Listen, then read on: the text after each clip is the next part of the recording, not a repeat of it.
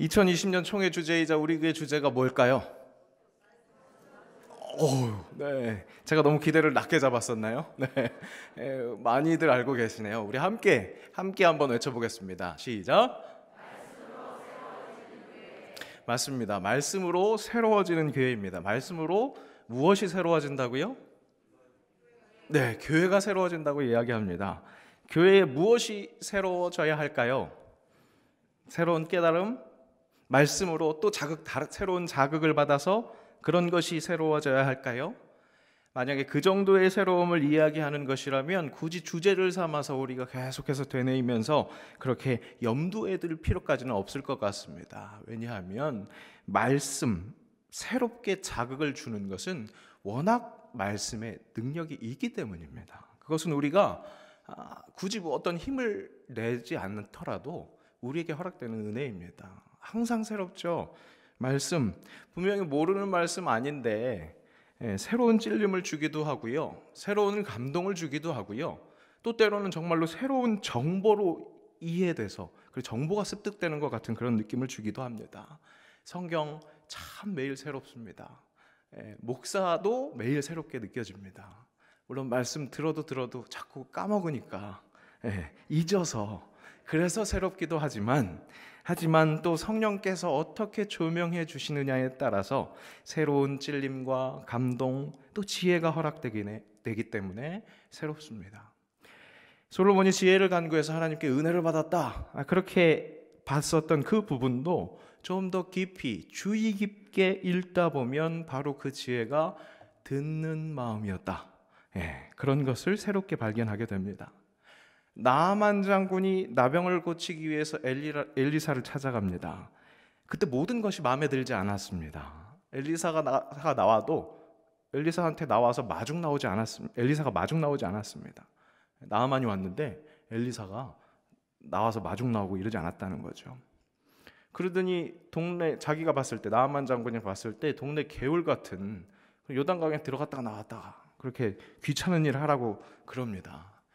다 치워버리고 돌아가려고 하다가 종의 말을 다시 한번 듣고 마음 고쳐먹어서 치유의 허락을 받습니다.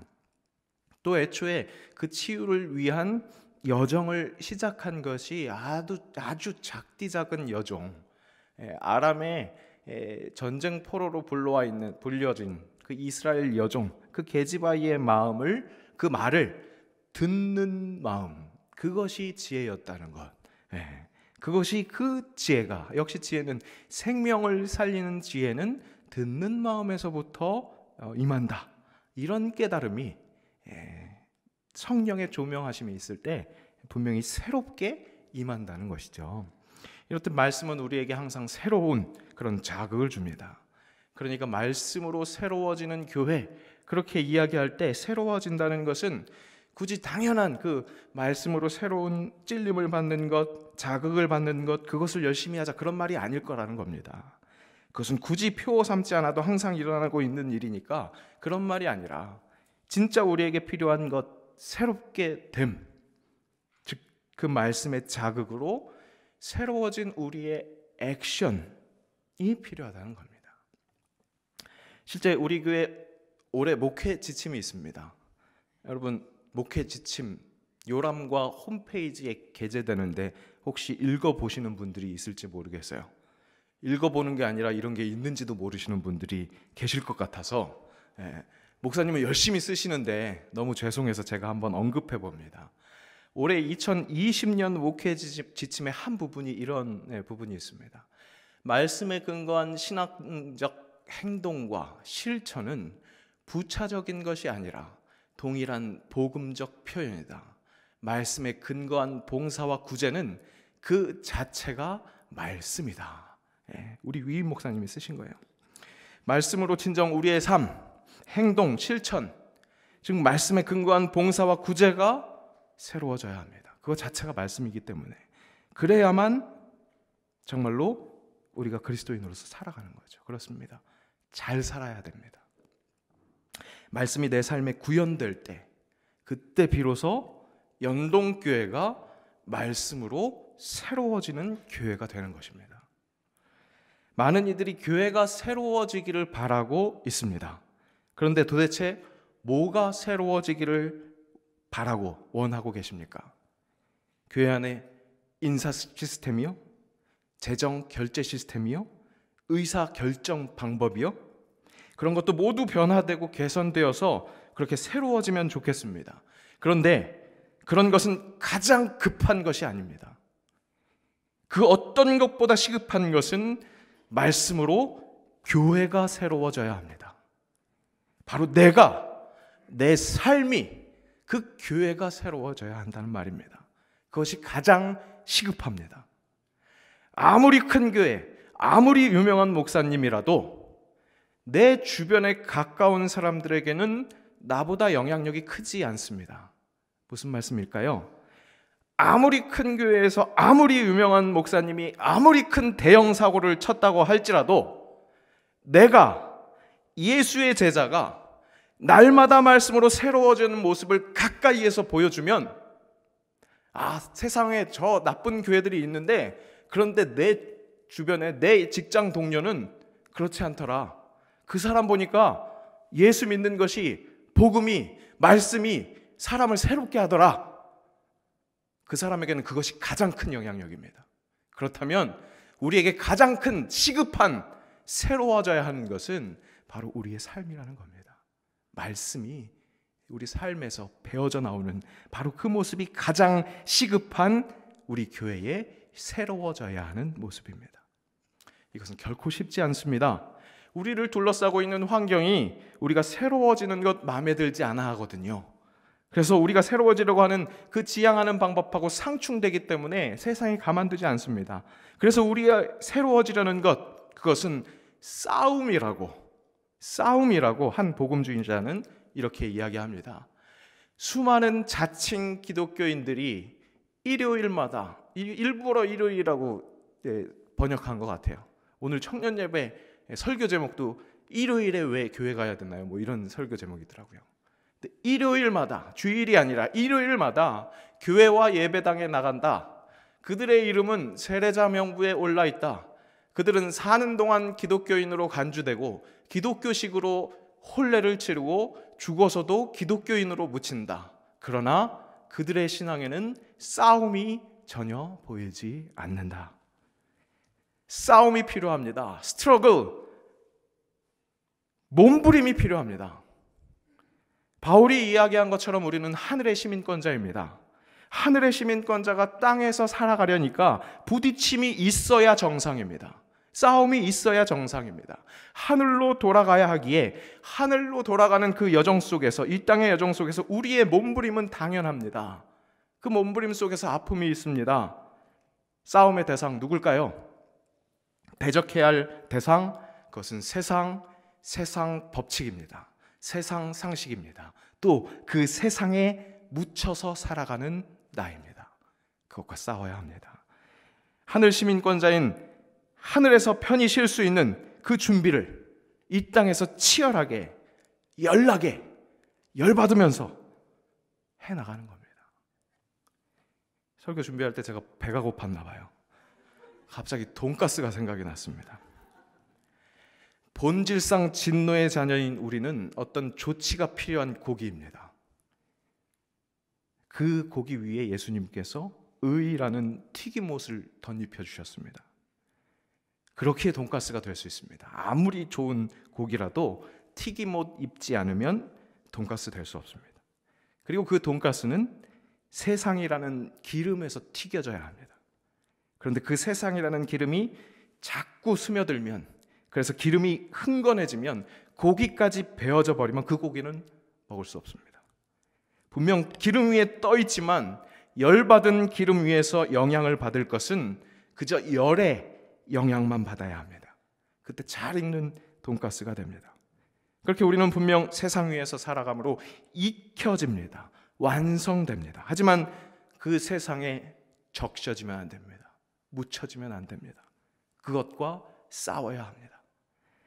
가나안으로 들어가는 이스라엘 백성들도 다름 아닌 세상, 기름으로 들어가는 거였습니다. 약속의 땅이었기 때문에 세상과 구별되는 하늘이 아니었습니다. 오히려 세상의 한복판, 땅의 한복판이었습니다. 이미 그 땅에 정착해 사는 여러 족속들이 있었습니다. 이스라엘 백성들이 그 땅에 들어가서 사는 것은 그들의 문화와 싸워내는 것이었습니다. 이유는 그렇게 몸부림쳐야만 제대로 익혀지는 하늘의 시민권자가 되는 것이기도 하고, 또 나아가 그렇게 구별된 거룩해진 백성을 통해서만 거룩하신 하나님의 뜻이 이 세상 만민에게 왜곡 없이 전달될 수 있기 때문에 그렇습니다. 결국에는 사랑이신 하나님, 그 사랑의 뜻이 왜곡되지 않게 잘 전달되도록, 그래서 우리는 이 땅에 살면서도 오직 하나님의 뜻을 바라봐야 합니다. 거룩하신 하나님이시기에 그 하나님, 그 거룩을 전하기 위해 거룩해져야 한다는 겁니다. 너희는 이 세대를 본받지 말고 오직 마음을 새롭게 함으로 변화를 받아 하나님의 선하시고 기뻐하시고 온전하신 뜻이 무엇인지 분별하도록 하라. 사도 바울의 권면이 바로 이 세대를 살아가고 있는 우리에게 꼭 필요합니다. 오늘 본문이 되는 레위기 19장 역시 그렇게 하나님의 선하시고 기뻐하시고 온전하신 뜻, 그것을 바라보는 거룩을 요구하고 있습니다. 19장 2절은 이렇게 시작합니다. 우리 함께 읽어보겠습니다. 너는 이스라엘 자손의 온 회중에게 말하여 이르라. 너희는 거룩하라. 이는 나 여호와 너희 하나님이 거룩함이니라. 하나님이 거룩하시기에 그분의 백성들이 그분의 거룩함을 온전히 전하기 위해서 거룩해야 합니다. 그리고 그 거룩함의 실제들은 이후에 종교적인 계명들로 제시됩니다. 3절부터 10계명의 주요 계명이 계속해서 제시되고 있는 것, 그리고 그것을 설명합니다. 부모 공경, 안식일 준수, 우상 숭배에 대한 부연 설명, 또 화목 제물을 드리는데 유의사항, 오늘 본문 바로 앞절인 8절까지 그것이 계속해서 이어집니다. 그리고 오늘 본문 바로 이웃을 위한 배려와 나눔, 그것의 계명이 제시되는 겁니다. 결국 거룩함의 실천상 이것들을 확인해 보니까 역시나 하나님 사랑과 이웃 사랑, 그렇게 알려주신 우리 예수님의 세 계명이 이미 설명되고 있는 것을 볼 수 있었습니다. 하나님 사랑함으로 이웃을 사랑하고, 또 이웃을 사랑하는 것이 결국 하나님 사랑인 것을 느끼며 살아가라는 것입니다. 그것이 거룩이라는 겁니다. 가나안 땅, 이것은 하나님이 주신 것입니다. 분명 세상이라는 험악한 곳이라는 것, 그것이기도 하지만 그곳에서 싸워나가야 하는 그런 싸움이 분명히 있지만, 그들의 삶이 그렇지만 그 속에서 누릴 수 있는 땅의 산물들이 있습니다. 그것 또한 하나님께서 주신 것입니다. 그런 땅의 혜택에서 그 누구도 소외되어서는 안 됩니다. 그 땅의 족속들이 만들어 놓은 문화의 한복판에서 싸워야 할 것, 원래 그 땅에 살고 있는 그 족속들의 문화 속에서 싸워야 할 것은 인간의 죄에서 비롯된 약육강식, 권력에 의한 상하구조, 이런 세상 법칙들이었습니다.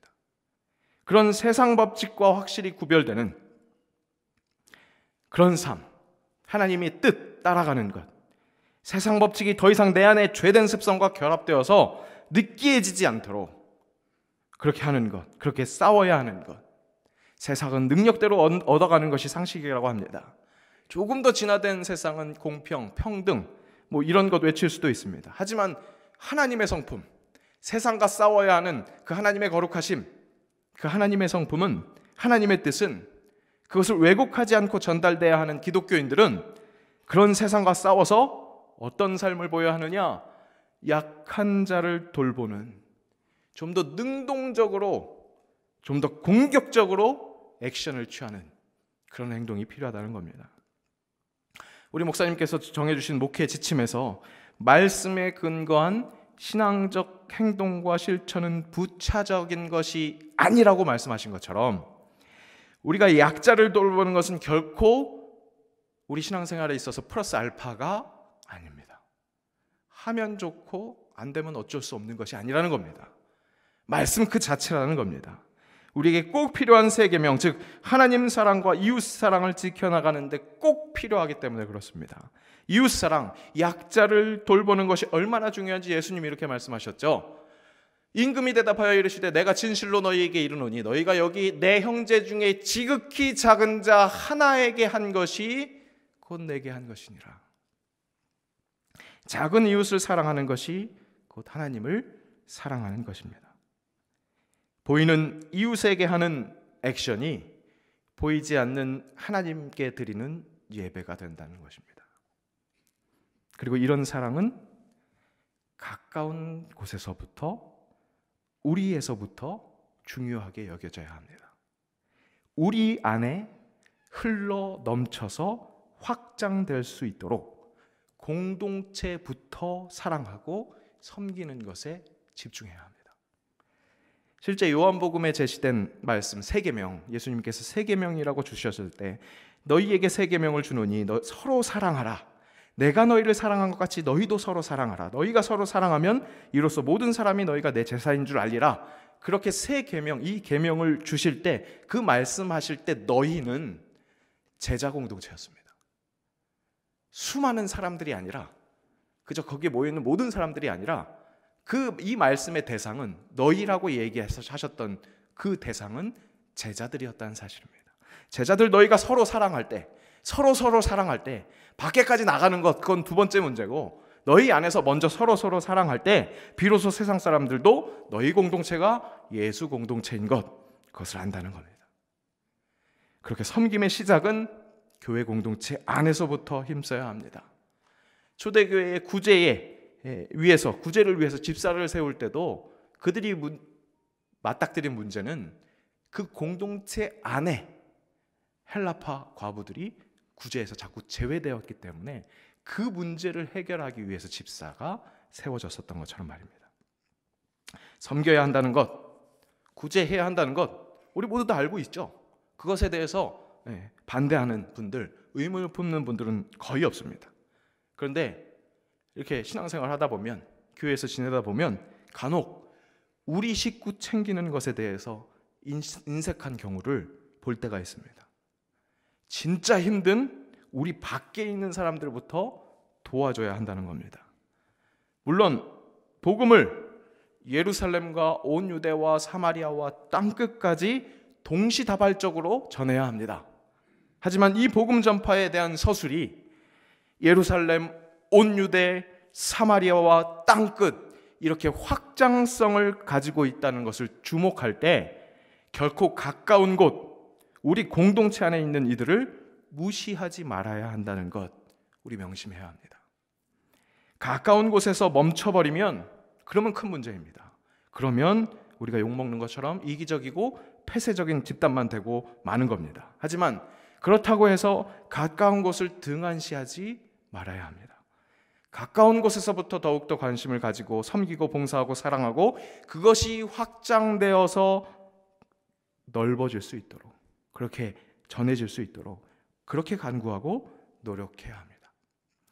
세상의 한복판에서 살아가지만 그 속에서 하나님의 성품을 드러내는 것, 그것의 첫 시작은 우리 안에 작은 일을 확실히 돌아봐서 작은 일로 인정하고 그들을 위해 큰 일부터가 아니라 아주 조그만 모퉁이를 내어주는 것이 필요합니다. 오늘 본문은 모퉁이를 이야기합니다. 땅의 소산을 거둘 때 그 땅은 결코 내 것이 아니기에 여호와 하나님 것이기에 그 땅의 혜택은 함께 누려야 합니다. 그렇기에 내게 허락된 모퉁이를, 이렇게 하면 아니죠, 가운데죠, 모퉁이를 내어놓는 것, 그것이 필요합니다. 육신의 정욕, 안목의 정욕, 이생의 자랑과 지겹도록 싸워가고 있는 우리라는 것을 이해해 주셨는지 하나님은 땅의 절반을 뚝 떼어 내어놓으라고 하지 않으셨습니다. 노른자를 내어놓으라고 하지 않으십니다. 그저 모퉁이입니다. 그것마저 싹싹 긁어가면서 내 거야! 그러지만 말라고, 그저 그 한 모퉁이 내놓으라고 말씀하십니다. 그저 그 정도의 배려입니다. 우리가 싸워야 할, 그렇게 세워나가야 할 거룩은 하나님의 거룩의 위대함, 그거 다 쫓아가지 못하겠지만 그런 거 아니고 그저 한 모퉁이입니다. 하나님은 그것을 요구하십니다. 내 것에 이 한 모퉁이를 내어놓는 그런 실력을 배양하려면 먼저 우리 공동체의 구석구석, 즉 하찮아 보이는 모퉁이까지 돌아보는 세심함, 그런 노력이 먼저 필요합니다. 전 참 제대로 불효자입니다. 돌아가시고 나서야 아버지가 세상에서 가장 존경할 만한 분이라는 것을 깨달았으니까 말입니다. 모교에서 사역하면서 결코 아버지의 그늘을 벗어날 수 없겠다, 그런 생각을 자주 합니다. 많은 분들이 그렇게 저희 선친을 많이 훌륭하셨다고 기억해 주십니다. 그 중에서 가장 많이 듣는 이야기는 정말 고마웠던 장로님으로 기억하는 것이 교회 구석구석을 돌아보셨다는 겁니다. 모퉁이들을 돌아보셨다는 겁니다. 제가 잘 모르는 사건들이 아직 숨어 있는지는 잘 모르겠지만 지금까지 제가 알기론 그렇다고 저희 선친께서 어떤 거금을 출연해서 누구를 돕거나 그런 일이 하신 것은 없는 걸로 압니다. 그런 능력도 있지 않으셨습니다. 그저 교회 모퉁이들을 열심히 돌아보셨고 그저 자신의 한 귀퉁이 정도 내어주신 정도였던 것 같습니다. 그랬더니 참 고마웠던 장로님으로 그렇게 기억되십니다. 그랬더니 세상 누구보다도 존경할 아버지로 그렇게 기억되십니다. 그래서 하나님한테 예쁨 받고 지금 편히 쉬고 계시리라 믿습니다. 오늘 우리가 모인 공동체 예배가 진정한 예수 그리스도를 믿는 믿음의 공동체의 그런 일원으로 훈련받는 그런 장이 되기를 원합니다.